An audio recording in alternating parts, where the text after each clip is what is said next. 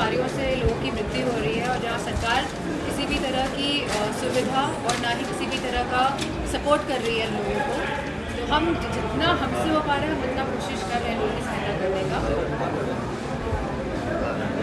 जन लोक नायक जयप्रकाश नारायण जयंती भी है, राष्ट्रीय अध्यक्ष जी ने लखनऊ में उनकी वहाँ एक अनुमति चाह रही है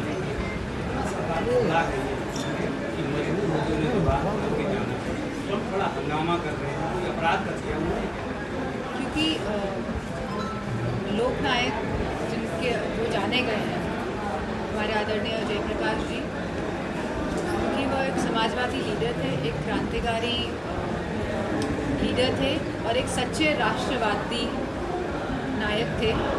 तो मैं समझती हूँ जो समाजवादी पार्टी द्वारा जो जेपी इंस्टीट्यूट जो बनाया गया है जयप्रकाश नारायण जी का, तो ना तो ये लोग, और ये समाजवादी पार्टी के पैसों से नहीं बना है, जनता के पैसों से बना है और ये जनता के समर्पित करने के लिए बना है, जिससे जनता जाने कि हमारे देश के लीडर्स कैसे थे, हमारे देश के नेता कैसे थे और उनसे एक हमें इंस्पिरेशन मिले, उनसे युवाओं को एक इंस्पिरेशन मिले और जो हमारी नई पीढ़ी के लोग हैं वो जान पाए और उन्हीं के दिखाए हुए मार्ग पे चल पाए।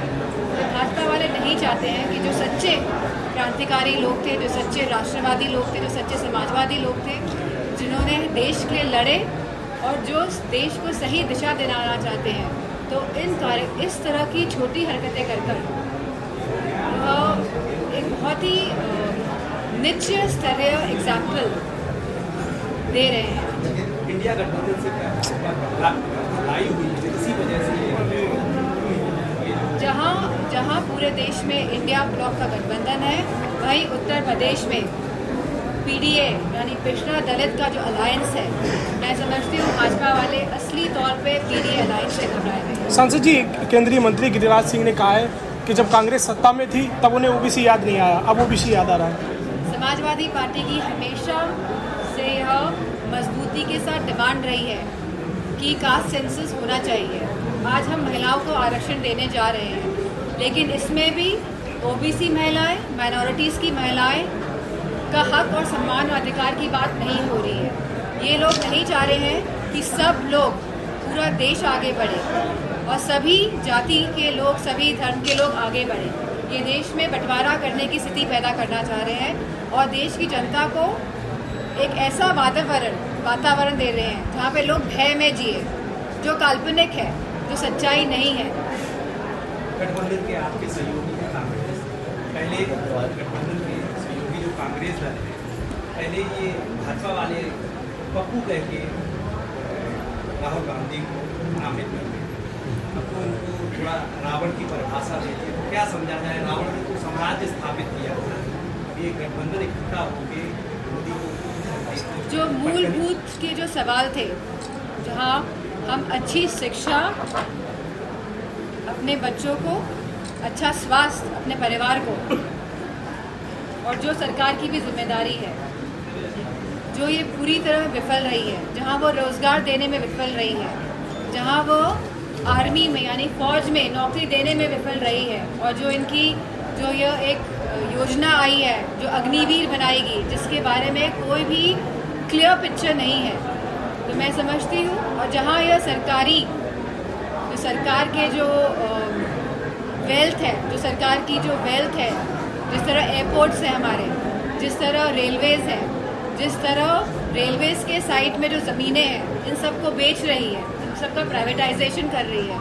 तो मेरा मानना है कि सरकार गलत दिशा में देश को लेके जा रही है, जहां उसे कोई चिंता नहीं है देश की महिलाओं की, देश के युवाओं की, देश की जनता की। मुख्य चुनाव यादव के खिलाफ एलडीए मुकदमा दर्ज कराना जा रहा है कि उन्होंने नियम विरुद्ध गेट फैलाकर मूर्ति पे माल्यार्पण कराएंगे, क्या ये सही है? क्या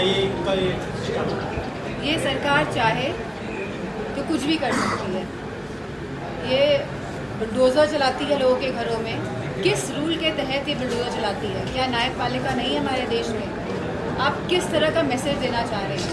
तो ये भी उसी तरह का मैसेज देने की कोशिश की जा रही है। मुख्य चुनाव आयोग तो राजीव कुमार ने कहा है कि आचार संहिता लागू होने के बाद किसी भी पार्टी ने अगर घोषणा लाभ देने की घोषणा की तो उसके खिलाफ कार्रवाई होगी। लाभ देने वाली घोषणा की अगर बात की तो उसके खिलाफ कार्रवाई की जाएगी। लोग मैनिफेस्टो की बात करते हैं, ये डेमोक्रेसी का एक स्ट्रक्चर है जहाँ पार्टी बताती है कि वो आज जब सरकार में आएगी तो जनता की किस तरह सेवा कर पाएगी, और मुझे लगता है कि चुनाव आयोग का कोई अधिकार नहीं है इस तरह की बात करने का। मैडम, ब्लैक मनी की बात, I don't think so black money. दैवी आपदा में डेथ हुए आश्रितों को कुछ चेक वितरण किए और उसमें एक रोडवेज कंडक्टर भी था जिसके घर जाके आप वादा करके आए, क्या कुछ आर्थिक सहायता की है और कितने लोगों की? जो आर्थिक सहायता है वो उस पार्टी द्वारा कर दी गई है और हम खुद जाएंगे उनके घर पे। जो आप लोग कह रहे हैं कि जो कंडक्टर वाला जो किस्सा है हमें संज्ञान में आया था, उनके परिवार से भी बात हुई है। अभी कल एसपी सिंह बघेल आए सांसद। कान में आप वो है पत्रकार हैं? हाँ, तो आप अपना अलग सवाल पूछे, कान में कुछ बताइए मत।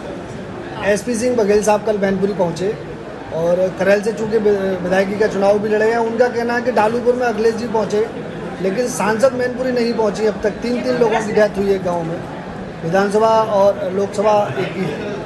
मैं काफ़ी जगह गई हूँ करेल में और ये खुद ही एक टूरिस्ट की तरह आते हैं मैनपुरी में, और इस तरह की गलत धारणा और भावना। एबीपी गंगा, खबर आपकी, जुबान आपकी।